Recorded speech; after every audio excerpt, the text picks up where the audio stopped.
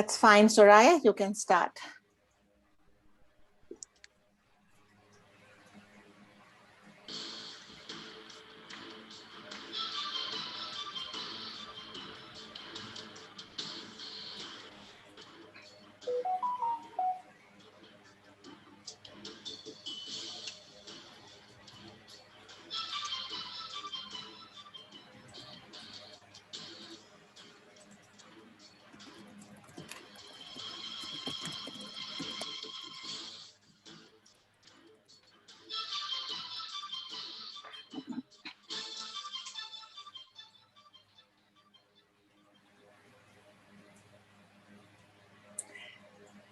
So good evening and welcome to Wisdom Wednesdays.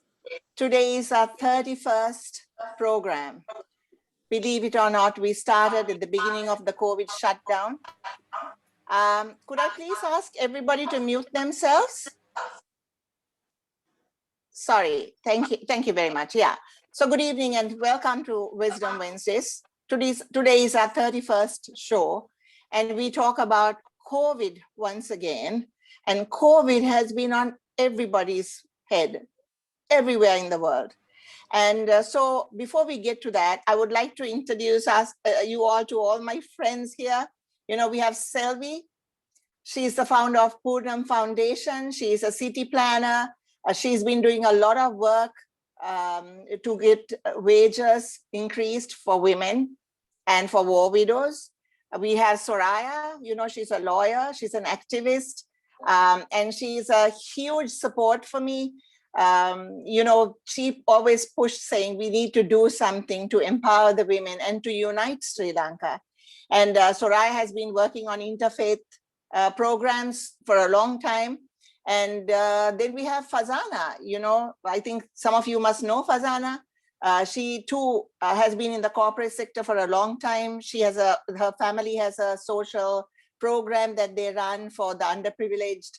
And so, you know, and you have me, you know, I'm a social activist and a conservationist and environmentalist. So just to get on with the show today, I think COVID, as I said, has been on everybody's brain. You know, it's just to give you a brief, it's a highly infectious disease that is spread from person to person through particles produced when an infected person sneezes, exhales, talks, vocalizes, even sings, right? Close to you, somebody who's infected. So COVID-19 may also be transmitted when people touch a contaminated object and then touch their eyes, nose, or mouth. Although they say it's less common. New orders, regulations, restrictions, guidance has been issued by various countries, various health bodies, and even the local government. So just to get on that, what are the roles that all of us play in this situation? We all want to get better. We all want the economy to improve. We all want people to be able to go out and earn a living. We all want people to go out and meet their family and hug them and say, I love you, you know.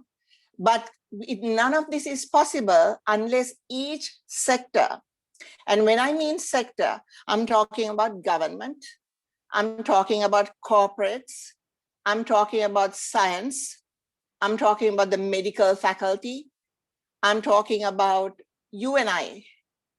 What role do all of us play in changing what we have been doing? Because whatever we have been doing here in Sri Lanka, we got to a great flying start and then we fell apart. How? So we cannot just blame government, guys. We have to blame ourselves. Just look back, okay? So I think the role of government should be to ensure that you are vaccinated, that there are safety procedures all around, that they bring in procedures for companies, businesses, groceries, etc., to have the sanitizers, the hand washing, the minimal people entering and exiting their shops and stores and whatever, right? And to ensure that there are no huge gatherings anywhere, not political gatherings, not fun gatherings, not, you know, whatever. And so government has to play a critical role. And they have to play a critical role in ensuring that everybody is vaccinated. And when you say everybody is vaccinated, they should take it like everybody else in the world has. 60 to 80 was the first group, because 60 to 80, they are much more susceptible. Now, if you were 20 or 30 years old or 40 years old, wouldn't you want your mother, your grandmother, your father, your grandfather to be vaccinated before you? We cannot be selfish, right? We have to say those 60 and above have to be vaccinated. We have to protect them. They protected us all this time. So why would we not protect them? So that's one group, right? So then once that is done, they have to go to the next group, maybe the 50 to 60s and 40 to 50s and so on. So this is not rocket science, right? But there has to be a plan in place, and this plan has to be run properly. The other day, I was watching a program, and this Japanese scientist was on, and she said that she has asked for an inquiry as to where this virus originated. Now, China has done a study on this. However, their study, as the Japanese scientists indicated, spoke about over 25 different animal to human contact, that the tracing that they did. And they find there is no DNA that they can explain where it came from the animal kingdom. But they don't also say that it came from anywhere else, right? They're still doing the research.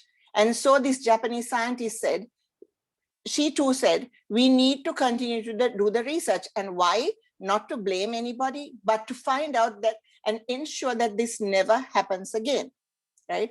So that is one role, and science has to play a big part in that. Number two is the doctors. So I was watching a panel of doctors speak, and just to allay your fears, I have to tell you before we go further that none of us here are scientists, none of us here are experts. We are just looking from a logical point of view as to how we can maybe in some ways allay your fears and some ways tell you what you need to do to protect yourself, right? So these doctors who were on a TV program said that if you have had the first vaccine and you haven't had the second vaccine within the 3 months, you will still be protected to a great extent. And then if by the end of the 4th month, you haven't had your second vaccine, you will be still protected, but to a lesser extent. And when you say protected, you can have both vaccines and still get it.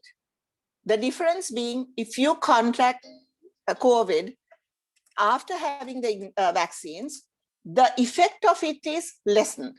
It won't be as severe. So, okay, let's think about the logic behind that, right? That's a perfect logic. If that's what the doctors are telling us, then we need to, or I know how worried most of us are, we need to stop worrying about this, right? And hope that the government springs into action and ensures that all of us are vaccinated. So that's the government role. But the medical role, the doctors came out, several groups of doctors, college of surgeons, college of pediatricians, college of this, college of that, 14 different groups came out and wrote to the president and said, could you please have a 14-day lockdown? And the reason they were pushing for it also makes sense, as they explained. They said, if the infection spreads between 3 to 14 days. And so if you stay locked up for 14 days, hopefully, you won't, if you're infected, give it to somebody else, right? So there is some smart thinking in that. I'm a little bit disappointed in them that when they wrote that letter to the president, that they didn't write and also say, and please at the same time, can we vaccinate the people? Because I think just a pure lockdown is not going to solve this problem, right? The lockdown, the vaccines, and you and me and the rest of the country, our responsibility in the roles we play. So the corporate sector, they have a role to play. We have to get the economy back on track, but we cannot do it unless corporate leaders act responsibly. Tourism industry have to act responsibly, because when you bring tourists into the country and allow them to go all over the country, what do you think is going to happen? If every other country has locked down and we are allowing it, what is going to happen? So are we going to take a hit to start with and then sort things out? Or are we going to keep going the way we have been going? And what hasn't worked is not going to work in the future. So we have to change track, right? So I think Farzana will talk more on that line, on the corporate. So I will leave it to her. But I want to talk about you and I and the rest of the people in Sri Lanka. Why are we not being responsible citizens? They opened for Aurudu, right? And in a way, it's a nice gesture because it's a time, Aurudu is a family-oriented thing. But people went crazy, right? They went to Pamanua and shopped. And Pamanua was packed. They went to Sripada, maskless, right? They went all over. So I was also listening yesterday, they were talking about the fact that, you know, it was a Singaporean scientist who said, going from one district to the other district doesn't particularly spread it, but it's how you behave that spreads it, right? So there are all these experts around. Nobody really knows 100%, but we have to deal with this as we come. But we know for a fact, you wear your mask. Absolutely wear your mask because it reduces the transmission. Then the person you're talking to is also wearing a mask. So then it reduces the transmission doubly, right? Then when you go places, keep a distance of 6 feet. You know, Sri Lankan people don't understand social distancing. They are so physical. You stand in a line, you don't see people with a distance. I just don't understand if they think if they come forward and paste on the person in front of them, that they would probably get to the top of the line quicker. So how irresponsible are we? How irresponsible? So I think there is a huge role that people have to play in this as well. And while we do that, the doctors have to step up and give their smart advice. And then, you know, the scientists need to step up and say, listen, these are the things that will work or not work. One moment they say, if you have had one vaccine, you can have the second dose of the other. Now, I haven't seen it anywhere on any of the documents to say that you can do that. They are trying these clinical trials, but nowhere does it say you can do that, right?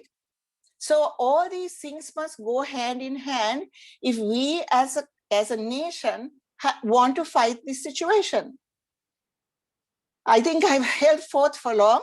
I'm going to move on to Selvi. Selvi, please start telling us something smart and that people will listen to, please. Yeah, sorry, Soraya, you had something to say. Yes, I have a question, Carol. Thank you for waking us up. It's I can see your frustration, your concern, your anger, your love for the country and all of this, and that things should work well.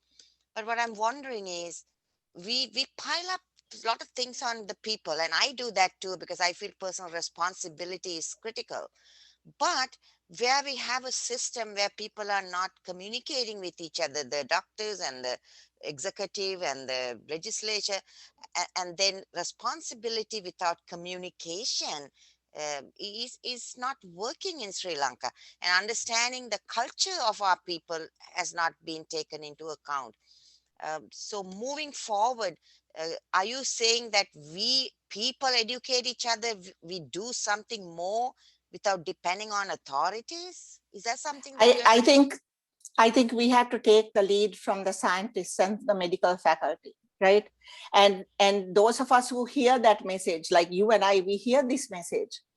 I think it's incumbent upon us to spread the word. So I talk to people who work, you know, in the area. I talk to everybody I, you know, talk on the phone to, and I tell them, listen, guys, you have to be careful. This is what you need to do. You don't realize how serious and damaging this can be to all of us as a nation. So I think we need to play this role because after all, Soraya, we elected government, right?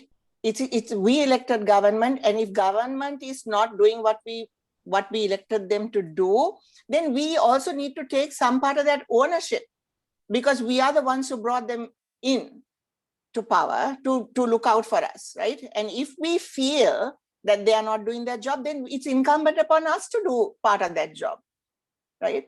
We cannot just lay back and say, listen, let somebody else solve this problem.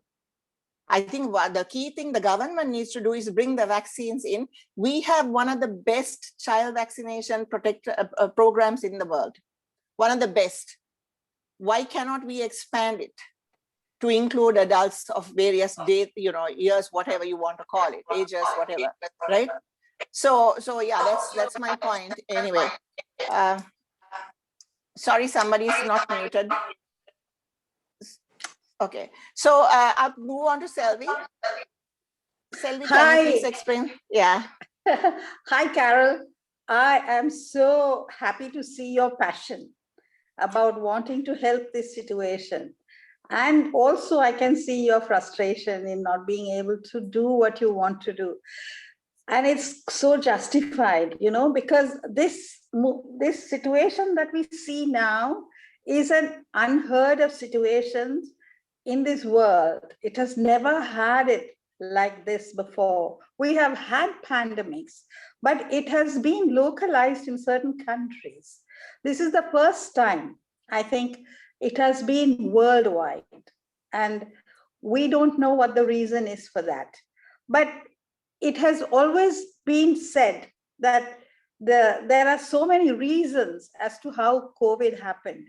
And your Japanese scientist that you mentioned, who is trying to initiate an investigation, is properly in the right path, because COVID has been said to be man-made as a weapon of biowarfare.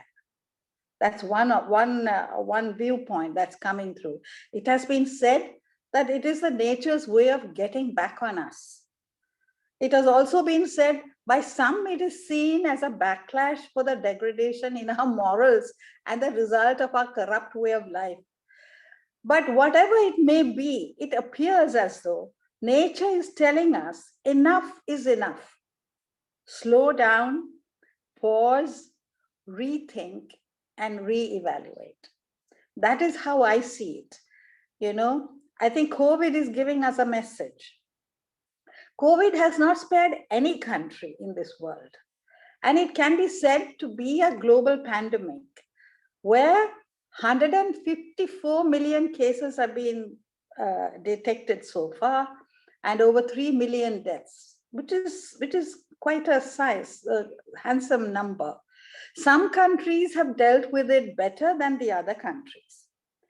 Ranking suggests that Taiwan, New Zealand, Iceland, Singapore, and Vietnam have dealt with it more efficiently than other countries. They have used methodologies such as using technology to trace suspected cases, enforcing travel restrictions, early responses, aggressive testing, timely preparation, and intensive contact tracing operations for their success. It's been noted that 2 countries, USA and UK, have ended up with the highest death tolls. I mean, these are first world countries. They're supposed to have the best of equipment, health facilities, so on and so forth. But they have the highest death tolls. One of the main reasons that they have totted up such high numbers is that they either did not lock down early or were not monitoring the lockdowns carefully. And there could be a lot more other reasons as well. Now, as far as Sri Lanka was concerned, lockdown and curfew came in on time. I think we were doing pretty well at the beginning. But somewhere along the line, when political priorities overtook people's health priorities, these things started happening. I mean, they opened up just before the elections. Then they opened up to pass the 20th Amendment Bill and so on and so forth. And after that, it became so laxed that suddenly, after the new year, this year, it sort of rocketed up. And now it appears that it is out of control. Now, as we have seen in other countries, lockdown is a very efficient way of controlling the virus. For instance, if the whole world can go down into a lockdown for a period of 14 days. All the countries at the same time. Then this virus can be eliminated totally and entirely. Now that is the theory, but it is not happening because the sick have to be treated and the daily wage earners have to get their necessities and the essential services have to be delivered. So what do we do? What this shows, there are some inherent shortfalls, inherent holes in our health system, lack of sufficient provision for social safety net for vulnerable communities like the Asians. And I have been told that more than 50% of our working population are daily wage earners. So what do they do when a lockdown happens? And the lack of preparedness for emergencies, disasters, and pandemics in our governments as a whole is also one of the main reasons. Here, the role of the government is very important. We need to establish in the world a fundamental and a structured system of a social safety net, which is not welfare, not unemployment benefits, not social benefits, but a system that would assure each person a basic income based on the basic needs of that person, not as a wage, but as a necessary support for survival in normal times, which then would come in handy during emergency situations such as this. Now, we don't have that. And at least when the lockdowns happen, there must be provisions to support the daily wage earners in one way or another. I see in my house every day there are people outside coming in when they're able to walk around, like yesterday. They come and ask for food. I mean, this is because that is not happening for them. They need food. So we hand out foods, and I'm sure that all our panel members are helping out their workmates, the people that their staff, whoever is our daily earners, daily wage earners, with provisions like we do. So it is not the responsibility. It is not just the responsibility of the citizens, but it is also the responsibility of the government to see that when they bring lockdowns, that the wage earners, particularly the daily wage earners, are provided for. That is my point of view, and I'll hand over to Carol again. So Selvi, yeah, I remember somebody saying, telling people there's going to be a lockdown, please buy the groceries for the rest of the month. What they didn't take into consideration is that most people live from day to day, and most people can't afford to buy groceries for a month, right? I mean, I think all of us, like you said on this panel, have been helping support daily wage earners for the past 1.5 years. I know I do. I know Fazana, you do. Selvi does. I know my neighbors do. You know, we've been helping, and let me tell you something. We are retired people. If we live on whatever we have put into the bank, and sorry, there's some feedback from somebody's phone. So yeah. Can you? I'm sorry. Yes, we had a terrible feedback. So yeah, so all of us have been supporting others during this time. You know, there are construction workers, there are electricians, that people that I deal with, you know, building these houses out of Colombo for the poor. You know, you have to, I mean, people I play with, you know, people, musicians, various people who have really absolutely no income. And we are all supporting them. And as I was saying to you, you know, we depend on what we have earned working hard, and we have invested, or not invested, but put into the bank. So whatever, if we were making 100 rupees in interest, now what we're getting is 50 rupees. right? And with that, we also have to support everybody else. I have to say, listen, this is not a complaint. I'm really grateful because I'm okay. I'm blessed. But then it's dependent on us also to support whoever is in need. That's how I feel, right? And it's not easy at this time. It's not easy for them, and it's not easy for us. But we still do it somehow, because that's your social moral compass that makes you believe that you need to do something for somebody who's less fortunate. So I don't understand why people in good places don't see that as how we see it. There is something very wrong actually in the world, and leave alone Sri Lanka, where people don't quite get the morality of what is happening also. So, but Carol, Sylvie, you just spoke. I mean, talking to you from, of course, the United States, we had a horrible start with the way we handled the pandemic. It became so political. It rested on the issues of freedoms, and we took also a very big nosedive. But people like us who are working very hard to raise funds to support certain causes, because we hear there are no ventilators. It was very infuriating for me personally to read this news item that the government has ordered some vehicles, and then we are thinking people are struggling to breathe, and there's no food, and what the mix of priorities.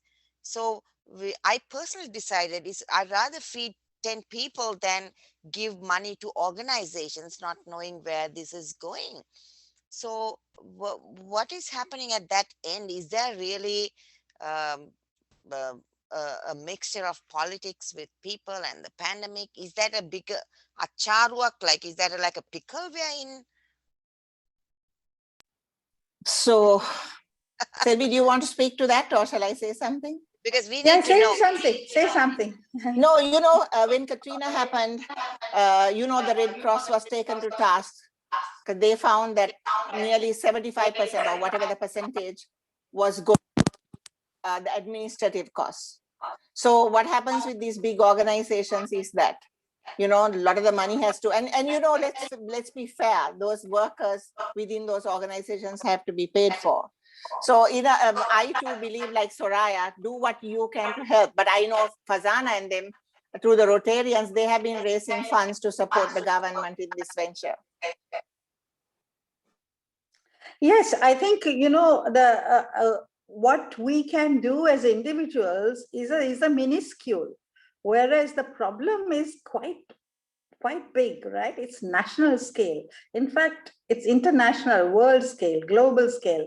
So in this case, I mean, we doing a little bit here and a little bit there is good. And we know that what we are doing is going directly to the beneficiaries, but this has to be taken up in a much wider scale by a government, by other big organizations, like people who have got lots of money, like the electronic or the internet mafias. They also have to come into this, because they are the people with monies. So these people, particularly Bill Gates, he's the guy who owns 100% of all the vaccination companies, I'm told. So he has a big stake in this thing. So what is he doing? I mean, is he able to help? Is he able to help, or is it in his interest to let it happen? These are all questions people are asking. So I guess, there is politics, there is economics, there are fears, there are so many things that are at play at the moment. And in this midst, I think we really need to find a small niche where you can do something that you think is best, and you leave it at that, because the rest of it has to be taken care of, something bigger, something larger, something more powerful. It is so sad, because Sri Lanka was ranked one of the best 10 countries in our response to the COVID. And to hear that people, the daily wage earners and people are starving and short of begging for food is very sad. Yeah, Thank they're you. begging for food. Yeah.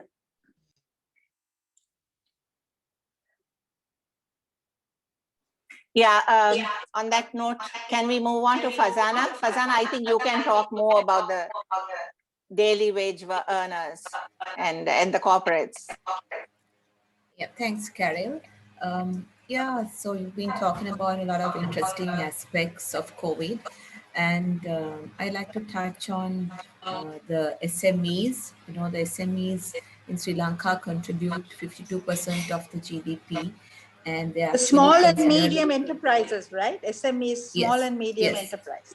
micro, small, medium enterprise, MSMEs, all of them contribute to about 52% of the GDPs, and they're actually considered the backbone of the economy. Also, 90% of total enterprises in Sri Lanka are MSMEs, and they consist of 45% of total employment. And if you look at COVID, I think the worst hit is the MSMEs, because the larger companies, they do have fallback plans. They can have a sustainability model. They can rise up, but the small micro companies, and these are the companies which employ contractual workers, daily wage earners, and so on. And all of them have been affected. Of course, we talk of certain sectors which are really affected, mainly the tourism sector and even some of the clothing sectors. But there are also sectors that are thriving, like the medical, pharma, hospitals, those industries, and also tech companies and delivery companies are really thriving. So if we look at what has happened with COVID, and we need to look at the large corporates as well, and their kind of social responsibility, their model that they've been following now has to change. And we've seen that in some of the organizations where they're handed over their factories or some of their premises as COVID centers for patients, and also some of them have donated a lot to the government. But I think the private sector has to continue to play a bigger role, because the government doesn't seem to have the capacity to manage this big situation. And in that sense, most large companies do have a sort of a CSR budget which they work on, right? So I feel that they should sort of channel this budget towards supporting COVID-related initiatives, and not just other things that they were doing before. Business as usual is not going to be the name of the game now. So I think they should channel most of these funds for COVID-related. So if we look at the hospitals, I'm telling you guys, we have requests from almost all hospitals. So our Rotary Club supported the Panadura Hospital, because they're trying to convert the Panadura Hospital into a high dependency unit, that is like an intermediate unit before people get into the need to go to the ICU. So we've given wall-mounted oxygen units and these cannula units and so on for the patients, amounting to over almost 6 million.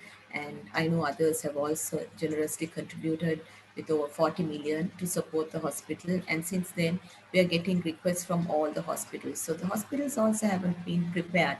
So I would say an appeal to the larger corporates to link up with these hospitals and support them, so that they can clear this backlog of patients who don't have beds, who don't have they say to sort of quarantine at home, but if they're serious, they have to be taken to the hospital. I mean, those who are symptomatic and so on can be quarantined at home.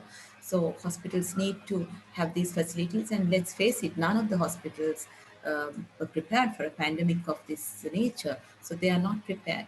And so from one side, we have the economy and the wage earners and the MSMEs crashing, and from the other side, we have the need of the hospitals.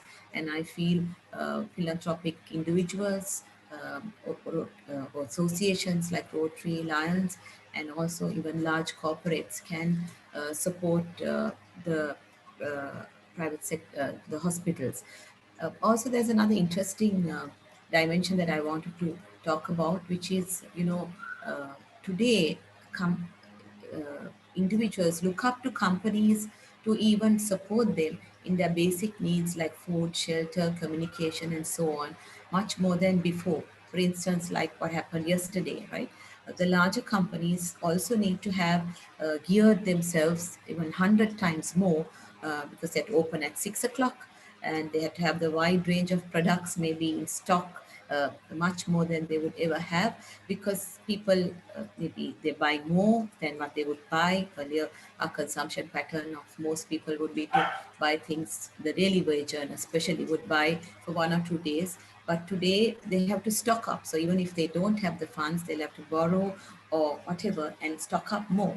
So in that sense, this agency theory of you know uh, the, the the company becoming an agent for the for its consumer sort of becomes crucial at this time. So I mean, though we think they have a responsibility to their shareholders, they do have a larger responsibility to their consumers as well.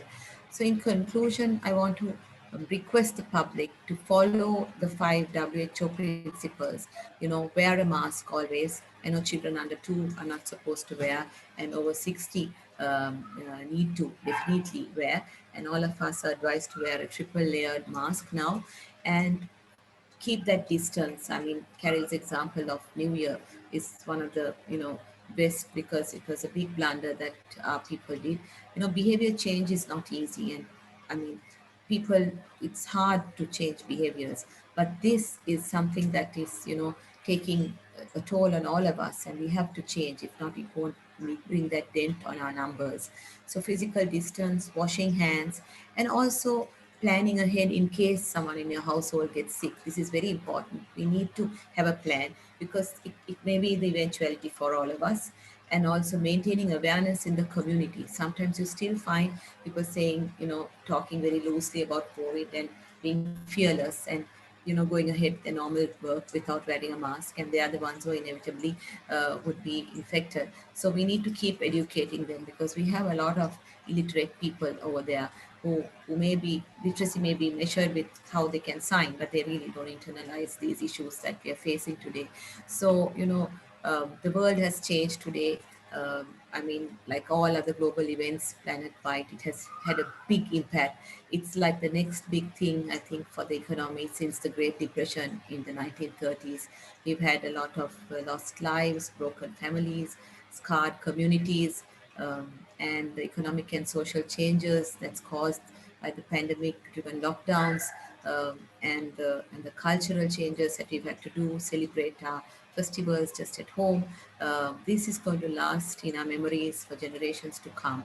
And we don't know for how long either. So we have to make a conscious change and come together, the corporates, all of us, individuals, associations, to help in these 5 areas and also support the hospitals as well. Yeah. Thank you, Karen. Farzana, Thank you. you brought up a fabulous point. I have not heard anybody in Sri Lanka so succinctly present that to follow the WHO guidelines. Triple layered mask, physical distancing, wash hands. What are the other two, Fazil? Be prepared, if Be someone in your prepared. family Eventually. might eventually get it. So without panicking in the end, it's good to be prepared. And yeah, that was one of them. And the other was to maintain this knowledge sharing with the community that you are around, because you still have, right, people who come who talk, say, oh, COVID, apita hadena, and that kind of thing, right? So we have to make them aware that this is no joke. Yeah. I mean, So it's challenging. I mean, yeah. Farzana, you mentioned a couple of things that we need to do besides the WHO guidelines. Like you mentioned the economic meltdown, and you mentioned the provisions in the hospitals, which need to be, beefed up. Yeah, Selvi, we have requests from almost so many hospitals. I don't want to mention the names here, but we have over 12 hospitals that have requested us for aid. Yes, but what I'm trying to get at here is, I'm also being told that this is the first pandemic and that we should expect this being repeated, with other variants, later on. How should we be prepared for the next pandemic that we are going to face? First, like for instance, from what you say, I get that we have to actually get the health system fine-tuned and strengthened and revitalized so that it can handle a pandemic like that. Yes, but how Yes. can we ensure the workers, the corporates, the wage earners, what can be put in place so that a pandemic like this happens and they are still okay?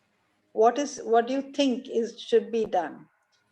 Honestly, Selvi, I think life should continue the way we are now, even after the pandemic. If there is an after the pandemic, we should continue to wear our masks, continue to wash our hands, continue to be safe among crowds and so on.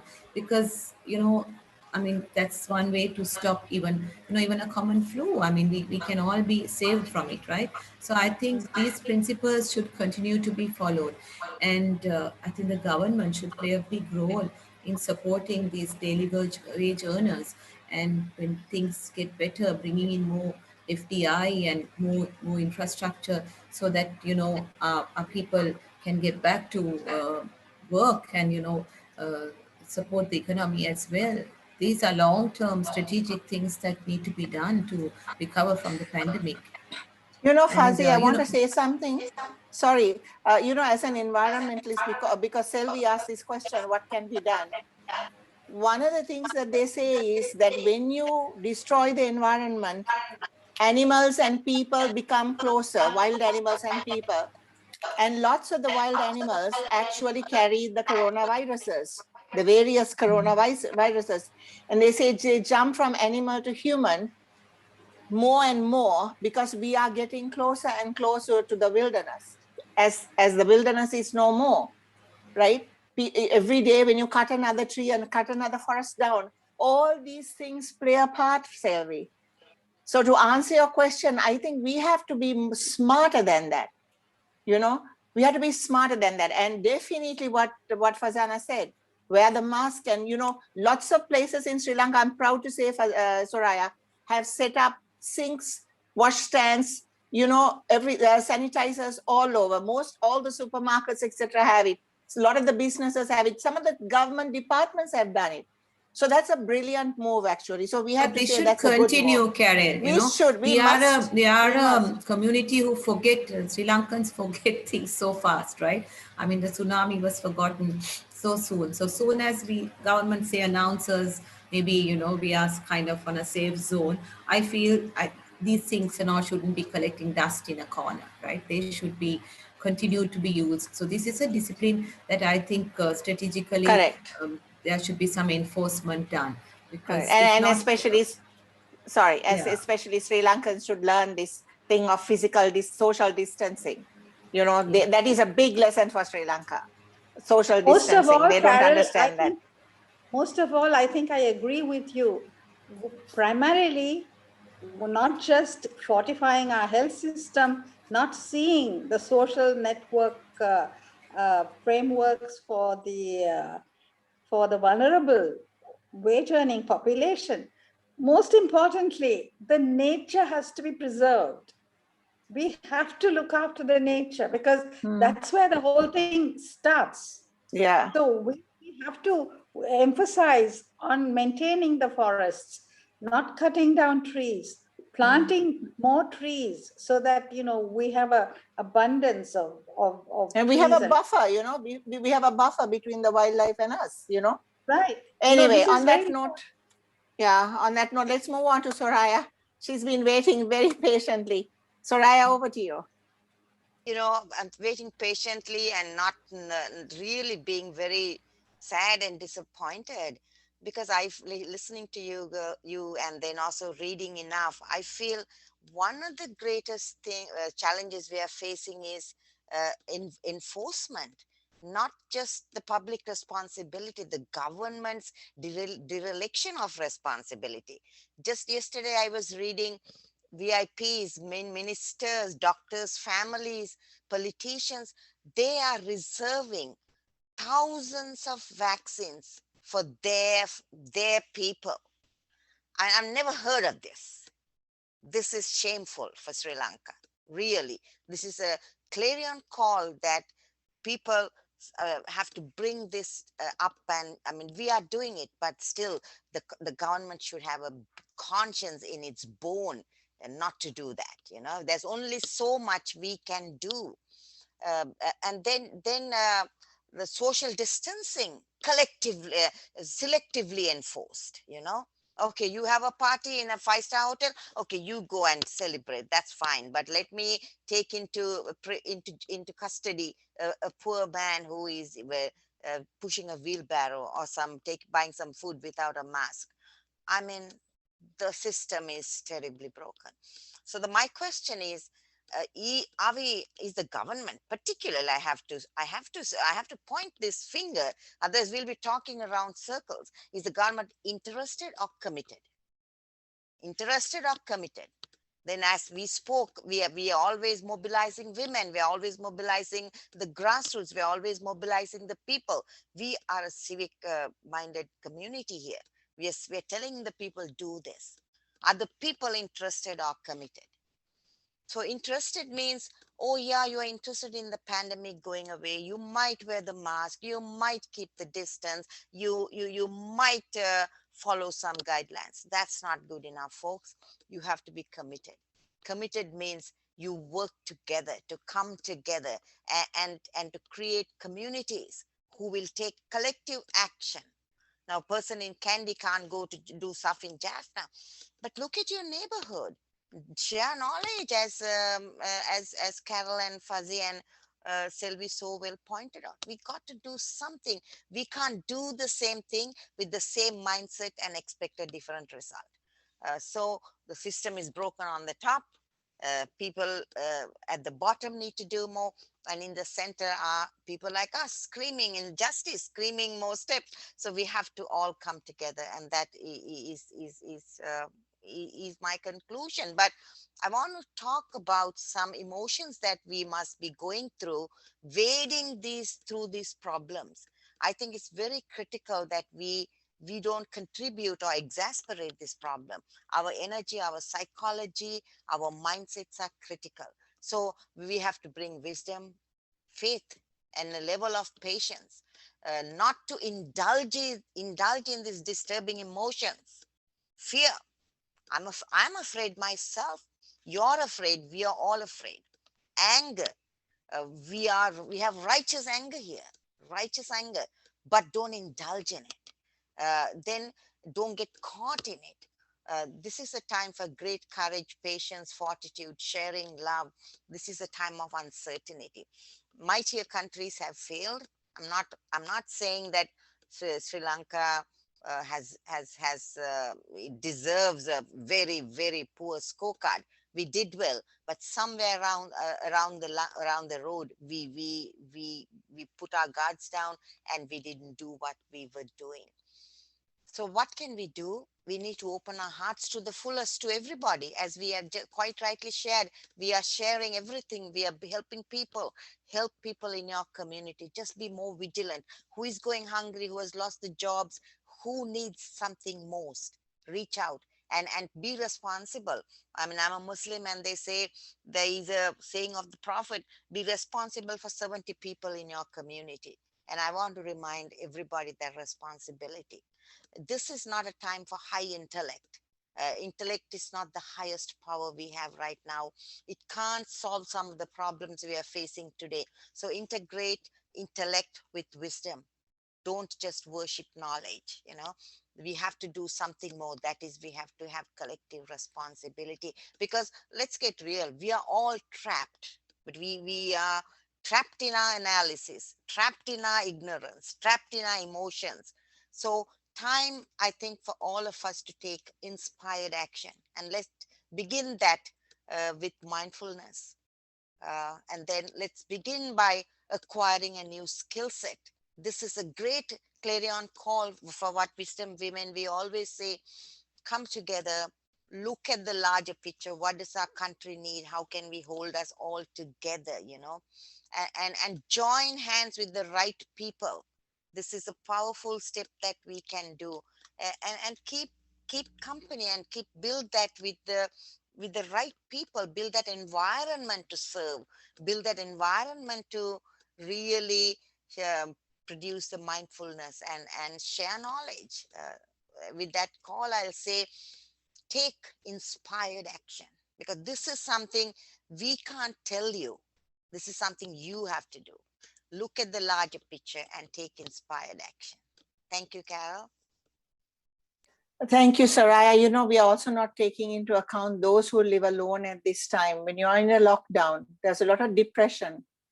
There's a lot of abuse. There's a lot of sexual, physical, and child abuse, because, you know, people are locked in this environment, in a small environment. There's lack of food, maybe. There's lack of money, maybe. And, you know, it just exacerbates issues. So if you are lucky, you know, you might have a family that's loving and warm to share this lockdown period with.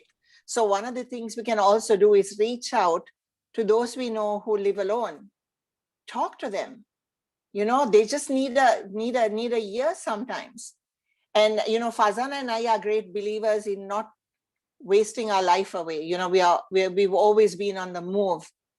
Even if you can move, please do it responsibly. You know, I mean, obviously at the moment we can't, we are on a lockdown system. But when you can, you want to get some fresh air, you want to go somewhere, just make sure that you're not going into crowded places when you can do that, you know. Don't go into places that and you know, have these huge parties, etc. You know, if you are hanging with a few select people, continue to do that and know where they have been, so that, you know, you also kind of contact trace what your friends and or family are doing, the few people that you spend time with. One of the saddest things that we don't touch on, the other thing is that, you know, the worst thing, you know, one thing we know when we come to this world is, one sure thing we know is that one day we have to leave this world. You know, whether it's today or in 100 years time or 50 years time, you have to leave this world. But the sad thing about the COVID is when people die, they're alone. There's no loved one around them. There's no loved one to say bye to them. And even if it's not a COVID patient, the loved ones cannot come and say bye to that person, because it's limited that how many people can be there at a funeral. So I think all these things, you know, add a lot of anxiety to some people as well. And that creates a depression. And I think we have to be very mindful of those who live alone and those who need that assistance, not just financial assistance, but, you know, to actually have somebody listening to them. Yeah. Selvi? Yes, Carol, yes, it's a good thing you mentioned the anxiety about death and about fear of getting COVID, which is actually very predominant among people, although they may not vocalize it or not articulate about it. There is a lot of fear, and this fear psychosis is actually ruling the people's behavior. I'd just like to say something I mean, I cannot take away the fear, but I can say something, you know, to be, which you can take some comfort in. That is, you know, look at all the information that is coming out, which talks about how to deal with COVID if you get infected. And from Vietnam, there is supposed to have been used some methods. And in India, they're using some methods which are not hospital oriented. It is actually something you can do at home when you detect, as soon as you detect what you can do. There are lots of information floating around. And what they say is they're very effective. You know, some doctors are saying, as soon as you start sneezing, you know, take saltwater gargles, take inhalations, do pranayama, there are so many simple methods by which COVID can be addressed. Only thing is you have to be aware that you are actually seeing the symptoms. And because if you detect the symptoms early enough, through these simple methods, you can cure yourself, right? And lots of people who have cured themselves have writing about it. So it's not a question of a road of no return. So I think this might ameliorate your fears and anxiety a little bit. Please look for these kind of very simple homemade solutions, which you can do when you see your symptoms. And to the larger population, we have to express our deep regret that they're wedged between poverty, pandemic, and politics. To that, there's not so much that we can do from a distance. So the call is that in those villages, in those cycles, people really step up, and I also always feel there's a special role for women in this time. Please be more caring, more nurturing, and try to support one another. As we always talk in this program, bring the nation together, bring your efforts together, and see that you uplift. These are Mother Teresa moments, we can't feed 100, let's feed one person. We can't go and mobilize the government all the time. Let's begin in our homes, in our neighborhoods. That's so true. And then take those precautions that you mentioned, Sylvie, in our homes. That's critical. Yeah. So on that, I always say we are not a non-political group. Sometimes when we talk about real issues, we have to skirt on the politics of it. But we continue to remain a non-political group. Our aim is to make sure that we have a united Sri Lanka. Our aim is to share our wisdom and our knowledge. And, if any of you think that our wisdom is flawed, and it could be, please make sure that you send us a note and say that, you point us or correct us, then that's fine too. I want to leave you with something special. One of the coffee houses in the US started this. It's called To Pass It Forward. And Soraya, you know what that means. So when somebody's standing in line to buy a coffee, they actually pay for the coffee of the person behind them, especially if it looks like it's somebody who's, not doing too well. Looks can be deceptive, but they started this program saying pass it forward, so that if somebody who's very needy comes in there on a cold day and wants a coffee, it's already paid for. I think as individuals, as human beings, we can do that. Sometimes standing in line, you see people with filled trolleys rushing because there's going to be a lockdown and, filled to the brim. How much can you eat and how much can you stock? And then you see one or two people buying 200 grams of whatever, and you think, gosh, that man is going to be feeding his family for the next 2 weeks. So be mindful. This is a great time for you to care about each other and pay attention to what everybody else is going through at this time. And it seems somehow vulgar in some ways that one trolley is so full, and then there's somebody standing in line with 2 or 3 little bits of groceries waiting to pay for it, with crushed, crumpled notes. And so be aware, and you know what, we will get through this as well. As my mom used to say, this too shall pass. So let's do the best we can during this time, and this too shall pass. On that note, thank you so much for joining us. Please join us on the 9th of June for our next Wisdom Wednesdays. And hopefully we will bring some interesting topic again to all of you. Good night. And from the panel, I want to say thank you once again. Continue to pass this movement forward, and also share all our links with everybody that you know, because the more you share this knowledge with, the better for all of us. Good night, God bless, and stay safe.